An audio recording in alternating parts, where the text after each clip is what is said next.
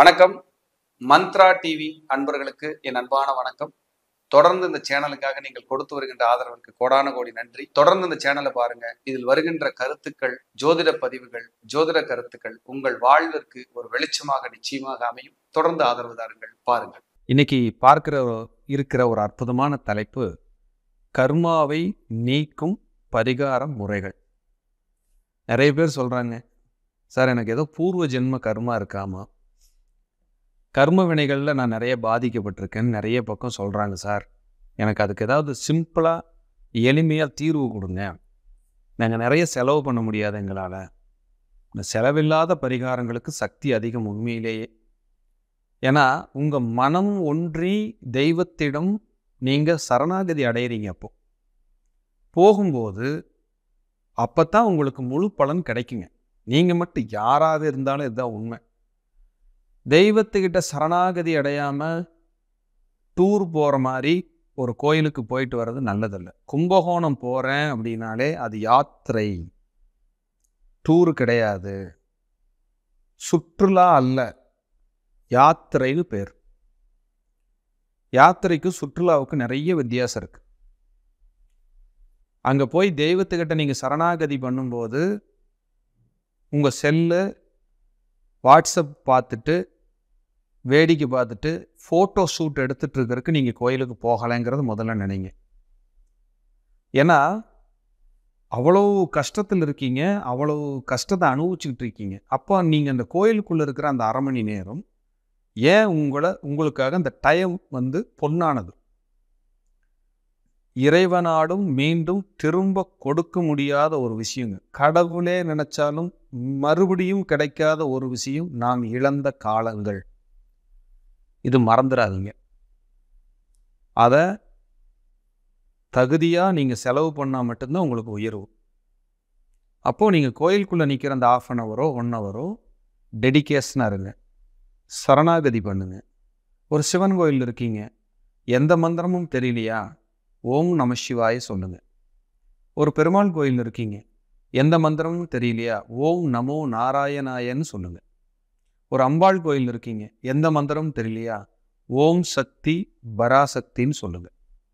இந்த மாதிரி உங்களுடைய டெடிகேஷன் இருந்துச்சுன்னா அந்த தெய்வம் உங்கள் முன்னாடி உங்களுக்கான அணுகையை கொடுக்க காத்துக்கிட்டு இருக்கும். இதை நீங்கள் மறந்துடாதீங்க. நிறைய பேர் கஷ்டத்தை அனுபவிக்கிறதுக்கு காரணம் பூர்வ ஜென்ம கர்மா. பிரசன்னம் பார்க்கும்போது நம்ம கர்மா நிறைய டெலிட் ஆகுது. அதை பார்த்து அதுக்கு நல்ல தீர்வு எடுத்துக்கிட்டோம்னா நிறைய தீர்வு கிடைக்குது. ஏதாவது அக்கேஷனலாக ஒரு 100 பேருக்கு பார்க்குறோம்னா ஒரு 5லிருந்து 10 நபர்களுக்கு அனுபவிக்க வேண்டிய கர்மான்னு வருது. மற்றவர்களுக்கெல்லாம் தீர்வு கிடைக்குது. அந்த அனுபவிக்க வேண்டிய கர்மாவுமே இந்த பிரசன்னம் பார்த்து நம்ம பரிகாரம் எடுத்துக்கும் போது குறைச்சிக்கலாம். தீர்க்க முடியல, ஓகே, ஆனால் குறைக்க முடியும். அதற்கான தேவதைகளையும் தெய்வத்தையும் பிரசன்னம் சுட்டி காட்டும். நீங்கள் போனீங்கன்னா அந்த தேவதையும் தெய்வத்தையும் அனுகிரகம் பண்ணும்போது, நீங்கள் நமஸ்காரம் பண்ணும்போது உங்களுக்கு சரியாயிடும். அப்போ கர்மாவை கொடுக்கக்கூடிய முதன்மை கிரகம் அப்படின்னா ஃபஸ்ட்டு அப்படி கர்மாவை விஷம் போல் கக்கிட்டு போகிறது ராகு தான். ராகு தான் தோஷத்தோட மொத்த கூட்டுக்கலவையோட அதிகாரி, ஹெட்டு. அப்புறம் அப்போ கர்மாவுக்கு இன்னொரு அதிகாரியாக ஸ்ட்ராங்காக முன்னாடி ஒரு நடமாட்டத்தோடு செயல்படுறது சனி, பேக்கன்லேருந்து நிழலாக செயல்படுறது ராகு. அப்போ நிழலுக்கு தான் பவர் அதிகம். ஏன்னா அது எப்படி குத்துது, எங்கே நம்மளை கசக்குதுன்னு தெரியாதுங்க. அப்போ அந்த கர்மாவுக்கு ஸ்ட்ராங்காக இருக்கும். இந்த கர்மாவை கண்டுபிடிக்கிறது எப்படி சார் அப்படின்னா, ஒரு சிம்பிள் ரூல் தான். 3 ரூல் உங்கள் ஜாதகத்தில். நீங்கள் அவங்க ஜாதகத்தை அப்ளை பண்ணி பாருங்கள். இதை மறுபடியும் திரும்ப திரும்ப போட்டு கேளுங்க. உங்கள் உறவினர்களுக்கும் நண்பர்களுக்கும் ஷேர் பண்ணுங்கள். அவர்களும் தெரிஞ்சுக்கிட்டு நல்லா இருக்கட்டும். அப்போ இந்த கர்மாவை சரி பண்ணக்கூடிய டூல் நான் சொல்கிறேன். ஆனால் கர்மாவை முதல்ல எப்படி இருக்குது, நம்ம ஜாதக அமைப்பு எப்படி இருந்தால் நம்ம கர்மாவால் பீடிக்கப்பட்டிருக்கிறோன்னு தெரிஞ்சுக்கங்க. முதல்ல உங்கள் லக்னாதிபதி ராகு கேதுவோடு இருந்தாலும், உங்கள் லக்னாதிபதி ராகு கேதுவின் நட்சத்திரத்தில் இருந்தாலும் நீங்கள் கர்மாவினுடைய நிழலில் ட்ராவல் செய்கிறீங்கன்னு அர்த்தம். முதல் பாயிண்ட். அதில் ராகுவோட நட்சத்திரத்தில் இருந்தால் வீரியம் ஜாஸ்தி, கேது நட்சத்திரத்தில் இருந்தால் வீரியம் கொஞ்சம் கம்மி. அப்போ கர்மாவை நீங்கள் ஆத்மார்த்தமாக பார்த்து அதை சரி பண்ணிக்கணும். அதே போல் ராகு அல்லது கேது. முதன்மை ராகு தான், அதுக்கப்புறம் தான் கேது. 5ஆம் இடத்தில் இருந்தாலோ 9ஆம் இடத்தில் இருந்தாலோ கர்மாவினுடைய அளவீடுகள் அதிகம். இதில் 9ஆம் இடம்ங்கிறது பித்ருஷாபமா வரும். 5ஆம் இடத்துல ராகு இருந்தால் உங்களுடைய பூர்வ ஜென்ம சாபமாக இருக்கும். பூர்வ ஜென்மம்னா என்னென்ன? போன பிறவி. அதோட சாபத்தை இப்போ சுமந்துட்டு இருக்கீங்கன்னு அர்த்தம்.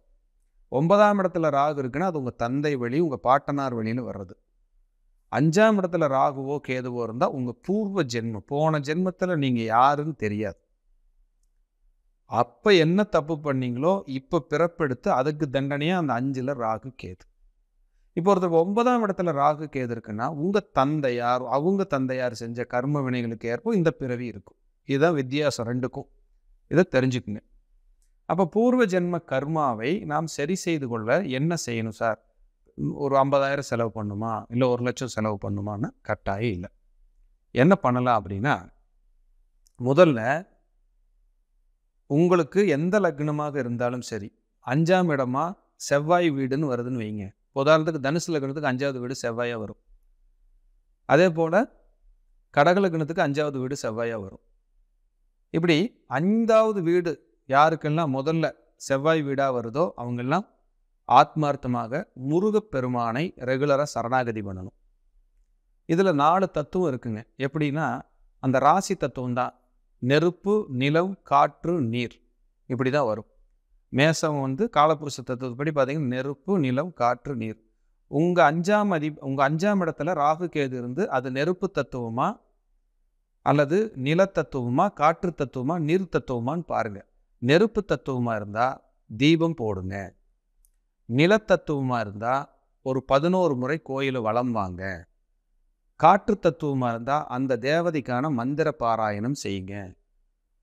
நீர் தத்துவமாக இருந்தால் அபிஷேகங்கள் செய்யுங்க. இது செஞ்சீங்கனாலே ரிலாக்ஸ் ஆகிடலாம். அப்போ உங்களுக்கு ராகுவோ கேதுவோ 5ஆம் இடமாக அங்கே அந்த 5ஆம் இடம் செவ்வாயோட வீடாக வந்தால், விருச்சிக ராசியாகவோ அல்லது மேசமாகவோ வந்தால் முருகப்பெருமானுடைய வழிபாடு ரொம்ப ஃபஸ்ட் கிளாஸாக கேட்கும். ரொம்ப இந்த அறுபடை வீடில் எந்த முருகருக்கு வேணாலும் நீங்கள் இது செய்யலாம். இல்லை மற்ற முருகருக்கு பழைய கோயில்கள், பழமையான கோயில்கள்லையும் நீங்கள் செய்யலாம்.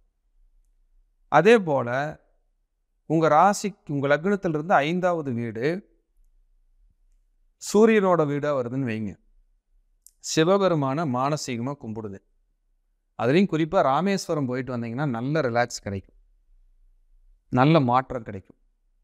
உங்களுக்கு 5வது வீடு சந்திரனோட வீடாக அங்கே ராகுவோ அல்லது கேதுவோ இருக்குன்னு வைங்க. திங்கக்கிழமை செலக்ட் பண்ணி காஞ்சி காமாட்சி அல்லது சமயபுரம் மாரியம்மன், திருவேற்காடு கருமாரி அல்லது வண்ணாரி மாரியம்மன் அல்லது உங்கள் உள்ளூர்லேயே இருக்கிற ஒரு அம்பாள், அவர்களுக்கு தத்துவம் பார்த்து தீபமா, பாராயணமா அல்லது நிலத்தத்துவமா, நீர் தத்துவமானு பார்த்து அதுக்கு தகுந்த மாதிரி அபிஷேகங்கள், அர்ச்சனைகள் செய்கிறது ரொம்ப சிறப்பு. நீங்கள் எந்த தத்துவமாக இருந்தாலும் தீபமேற்றி அபிஷேக அர்ச்சனை செஞ்சீங்கன்னா வெற்றி. ஏன்னா ஒரு தேவதைக்கு தீபத்தில் எரிகிற, அந்த விளக்கில் எரிகிற தீபந்தான் தீனி, உணவு. அதான் ரொம்ப பிரதானம். அதே போல் ஒரு புதனோட வீடு அது 5வது வீடாக அங்கே 5ல் ராகுவோ கேதுவோ இருந்தால் தொடர்ந்து பெருமாளுக்கும் நரசிம்மருக்கும் அபிஷேக அர்ச்சனைகள் செய்து தீபம் போடும்போது உங்கள் கர்மா குறைஞ்சிக்கிட்டே வரும். அடுத்தது குருவோட வீடாக வருது, அங்கே ராகு கேது இருந்தால் ஃபஸ்ட்டு நீங்கள் போக வேண்டியது, கண்ணை மூடிட்டு போகலாம், ஜீவசமாதி தான். அங்கே போய் நமஸ்காரம் பண்ணிகிட்டே வந்துட்டே இருந்தீங்கன்னா நல்ல ரிலாக்ஸ் கிடைக்கும். மகான்களோட ஜீவசமாதிக்கு போங்க, ராகவேந்திரர் அந்த மாதிரி மகாபிரிவருடைய அதிஷ்டானம், அதுக்கு போகலாம். அப்படியெல்லாம் போகும்போது இன்னும் உங்களுக்கு சூப்பராக கேட்கும். வெள்ளிக்கிழமை, அதாவது வெள்ளி மீன்ஸ் சுக்கிரனோட வீட்டில் ராகு கேது வந்துருச்சு அப்படின்னா ஒரு வெள்ளிக்கிழமை தேர்ந்தெடுத்து நீங்கள் மகாலட்சுமி வழிபாடு பண்ணலாம். அதுலேயும் பிரதானமான மகாலட்சுமி அப்படின்னு எடுத்துக்கிட்டோம்னா நம்ம ஸ்ரீரங்கத்தில் இருக்கிற தாயார், அதுக்கப்புறம் திருவள்ளரை, அதாவது மணச்சநல்லூர் பக்கத்தில் இருக்க, திருச்சியிலிருந்து துறையூர் போகிற வழியில் மணச்சநல்லூர், அதுக்கப்புறம் திருவள்ளரைன்னு ஒரு ஊர் இருக்கும். அங்கே போய் நீங்கள் பிரார்த்தனை பண்ணிட்டு வந்தீங்கன்னா உங்கள் கர்ம வினை பயன்கள் எல்லாம் குறையும். சனி வீட்டில் ராகு கேது இருக்குது அப்படின்னா, சனி வீட்டில் ராகு கேது இருக்கும்போது நீங்கள் திருநள்ளாறு போயிட்டு வந்தால் நல்ல ரிலாக்ஸ் கிடைக்கும். அதுக்கப்புறம் சனி வீட்டில் ராகு கேது இருக்கும்போது சரபேஸ்வரர் வழிபாடு பண்ணிகிட்டே வந்தீங்கன்னா உங்கள் கர்மாவை குறைச்சிக்கலாம். இப்படி நீங்கள் ஆத்மார்த்தமாக உங்கள் கர்ம வினைகளை குறைத்து கொள்ள இந்த வழிபாடுகளை எடுத்தாலே நீங்கள் 20% 40% ரிலாக்ஸ் ஃபீல் பண்ணுவீங்க. அப்போ உங்கள் எல்லாத்துக்குமே கர்மாவனுடைய தாக்கம் இருக்கும். எல்லாத்துக்கும் இருக்கும். ராகு கேது எங்கே இருக்கோ அதுக்கு தகுந்த மாதிரி கர்மாவை கொடுக்கும். குறிப்பாக 5ஆம் இடமும் 9ஆம் இடமும் லக்னமுங்கிறது ஸ்ட்ராங். அதே மாதிரி லக்னாதிபதியோட சேர்ந்திருந்தாலோ அல்லது லக்னாதிபதி ராகு கேது ஸ்டாரில் நின்னாலோ ஒரு தொந்தரவு பண்ணாமல் போகாது. இப்படி இந்த கர்மாவை நீக்கி அனைவரும் நல்ல வாழ்க்கை வாழ என் மானசீகமான ஆசிகள் மற்றும் வாழ்த்துக்கள். மீண்டும் ஒரு நல்ல பதிவிலே சந்திக்கிறேன். அதுவரை உங்களிடமிருந்து தற்காலிகமாக விடைபெறுவது அவினாசி ஜோதிலிங்கம், பிரசன்ன ஜோதிட ஆராய்ச்சியாளர். நன்றி, வணக்கம், வாழ்க வளமுடன். தொடர்ந்து இந்த சேனலுக்காக நீங்கள் கொடுத்து வருகின்ற ஆதரவிற்கு கோடான கோடி நன்றி.